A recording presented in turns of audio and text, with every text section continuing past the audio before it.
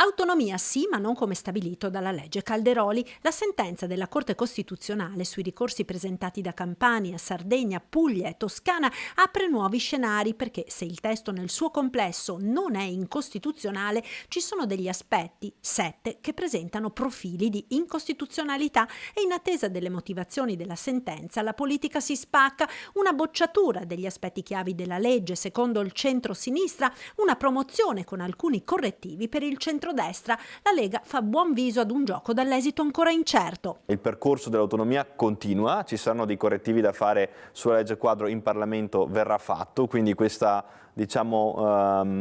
polemica un po' strumentale che fa oggi qualche esponente dell'opposizione è assolutamente fuori luogo. Peraltro l'unico risultato concreto di questa sentenza pare che sia che il referendum viene cassato. Zaia ribadisce che si continua a lavorare per quella che per il Carroccio è la madre di tutte le riforme. Dico, uno, che siamo sulla buona strada perché l'autonomia non è stata per nulla cancellata.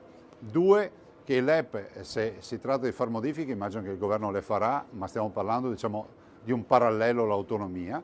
3, è fondamentale ricordare che il fatto che sia costituzionale l'autonomia pone non pochi problemi rispetto a quello che dovrebbe essere il futuro referendum. Soddisfazione nel centrodestra anche da Fratelli d'Italia. È vero, ci sono dei profili che vanno rivisti, degli approfondimenti che vanno fatti, ma l'impianto è solido e presto avremo l'autonomia per i territori che meritano di essere guidati da vicino per un principio, quello della sussidiarietà, che è previsto dalla Costituzione e che garantisce ai cittadini servizi migliori. Ed in quel gioco delle parti che è la politica esulta il centrosinistra con il segretario dei Dem Veneti che parla di sconfitta per il governo, per la Lega, per Zaia. L'avevamo detto in tempi recenti, anzi negli ultimi 2 anni, che questo impianto così com'era non reggeva. Alla consulta lo ha detto in maniera chiara, ciò che rimane in piedi sostanzialmente è realizzabile, per il resto fa a pezzi una riforma che in realtà invece di rendere